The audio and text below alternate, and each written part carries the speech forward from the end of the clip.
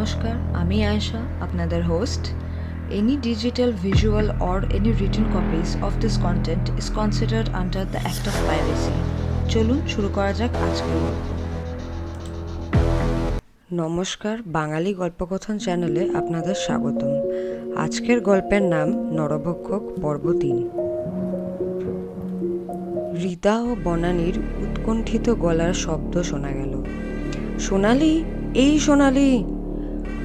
মোমবাতির হালকা আলোয় শুধু তাদের চোখে পড়ল কোনো এক বিরাট চেহারা মূর্তির সোনালির দুটো হাত ধরে সোনালির পিঠের দিকটি ঘষতে ঘষতে নিয়ে যাচ্ছে তার রক্তাক্ত দেহটিকে।